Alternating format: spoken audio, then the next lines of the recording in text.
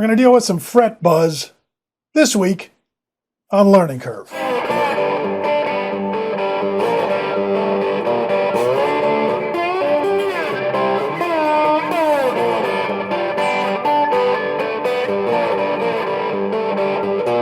Hi, I'm Spencer. Thanks for tuning into Learning Curve or clicking on Learning Curve, whatever you want to call it.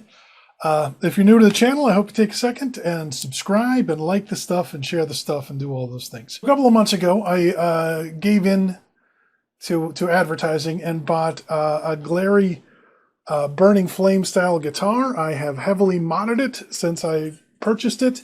For 79 bucks, honestly, it's a pretty great guitar. It's a lot of fun to play. It's very lightweight. I like the neck a lot. I like the way it feels a lot. It's ergonomically, it's very comfortable. I swapped out all the electronics. I put in a kill switch. I floated the trem. I'm having a lot of fun with it, but I noticed I was getting some fret buzz on my 14th fret. Now, when I initially got it, I honestly didn't have very high expectations for it at all. So I was willing to overlook just like a little bit of buzz, but it got to the point where I'm invested in the guitar. And I'm enjoying the guitar, and so I want it to be as good as it can be. So I figured I'd dig in and see if I can take care of it. Now, before I do this, if you are going to do any fretwork on your guitar, please do a lot of homework. I found it very intimidating. It's something I'm okay at, but I do it. And the more I do it, the better I get at it. So I guess this video isn't so much a here's how to be awesome at fixing fret buzz as it is to let you know that you can figure it out if you're willing to do the work. So here's what it sounded like initially. Another thing about this, when you play guitar on its side, the strings vibrate differently than when it's on its back. So you're maybe not hearing it as much now as it is when I'm actually playing it. But it was bad enough that it needed to be dealt with. There's 14. There's 15. There's 16. Now, before I decided to make a video about this, I did check the truss rod, just maybe put a little more bow in it. I learned from making the guitar behind me that there is a correlation between neck bow and fret buzz. That's a whole nother episode. If I'll put a link to the one I did about it up there.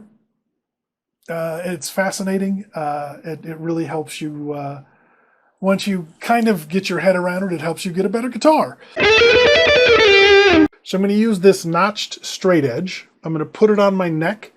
I'm going to adjust the truss rod until the neck is completely flat. Now I should tell you, before I started this video, I tried adding a little more bow to it, and that did help a little bit, but I don't want to add too much bow because then the action starts to get kind of high.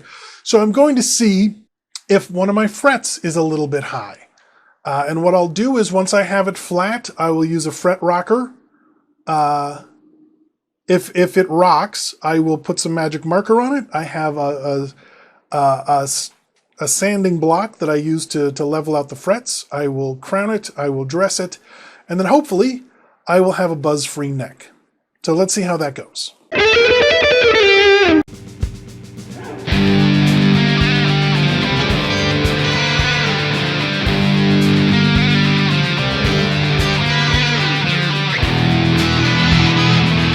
I don't know if you can see the numbers. I will get a close-up of this later, but you've got a 25.5 inch scale length, 24 3/4 inch scale length. This is a 25.5 inch scale length.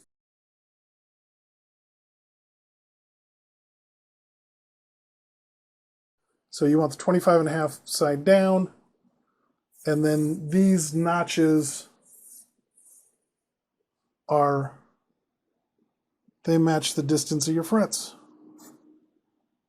Okay, so see how there's light coming through under the straight edge? I want to adjust the bow so that there isn't. So this is an Allen wrench.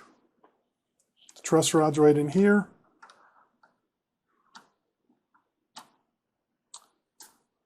I'm going to straighten it.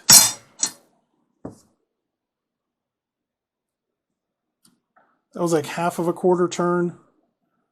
I'm going to give it like another half of a quarter turn.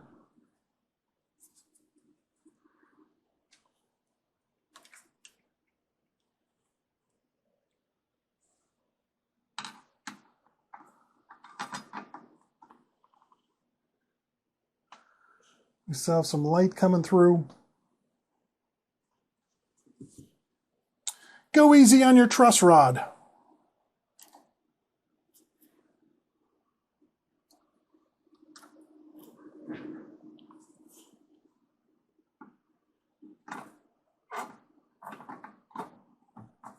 Oops.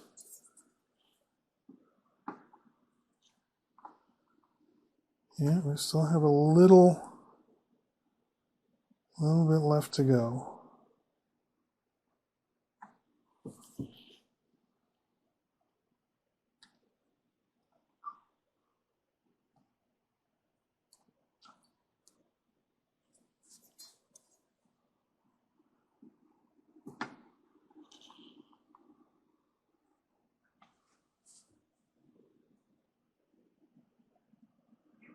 Awful close.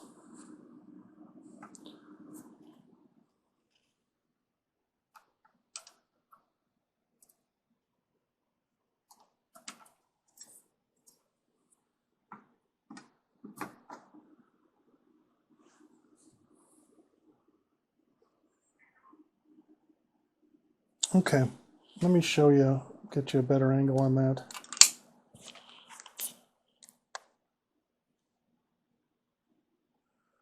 See, remember, okay, before there was light coming under the bottom. Now, obviously, where the gaps are, there is light.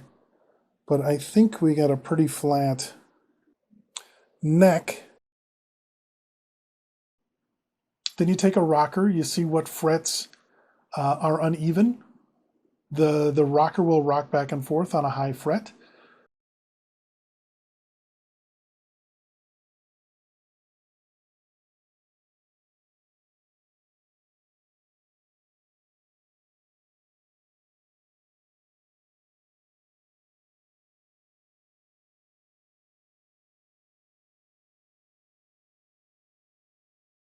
Then you magic marker that.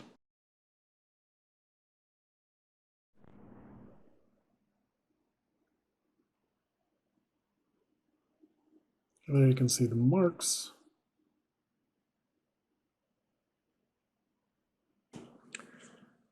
These are metal shavings, and you don't want to get them in your pickup.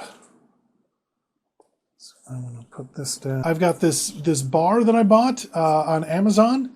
I don't know if it's the kind you're supposed to get. You know, again, do some homework. Don't just take my word for it. Go deeper into this. These are the tools that I bought that I can afford. I think a real luthier might have different opinions on them. I will say I've gotten pretty decent results with the inexpensive tools. I've used that as just my experience. So that's after only a couple of passes, but as you can see, it's already taking off the marker.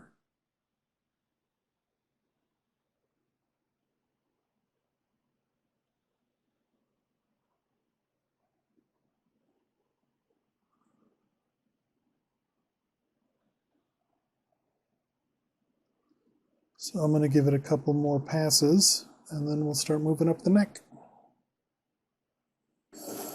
I tend to err on the side of caution with these things. I just feel like, you know, you can always take a little more off. It's really hard to put more back on. So I'm pretty careful about it. Okay, now I'm going to crown them. It's a crowning file. Inside are diamonds. I am not great with this thing, but sometimes you got to do what you got to do.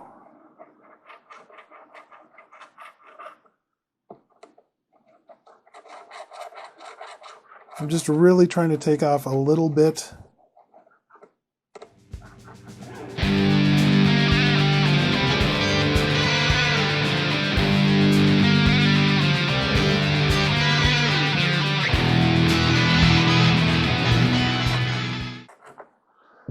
And this is a 3-sided file.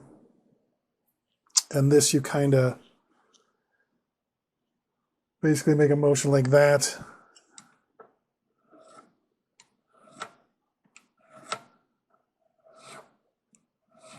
I'm probably going to direct you to somebody else for this. I'm okay at it, but you should go to somebody who really knows what they're doing.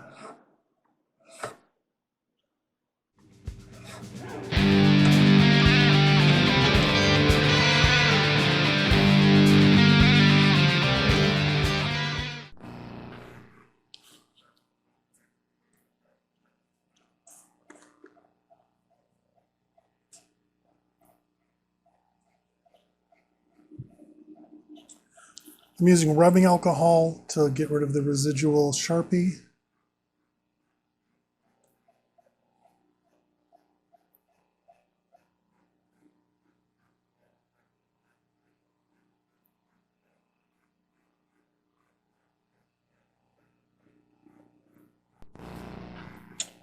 Okay, this is kind of a medium grade microfiber pad. I've used it a couple times. You can see the wear and tear on it, but I'm going to go on each side of the fret and polish it up. And I'm going to use these to protect the wood so I don't scrape up my neck too much. But I'll probably scrape it up a little bit.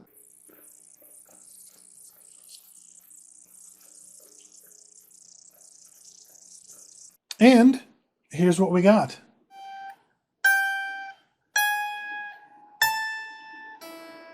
No more Frett Buzz. That was easy. Thanks for watching. If you got anything out of this, I'm glad I could help. If you like these videos, please subscribe, please like, please share. My name is Spencer. I hope you're having a great day. Thanks for watching Learning Curve. We'll see you next time.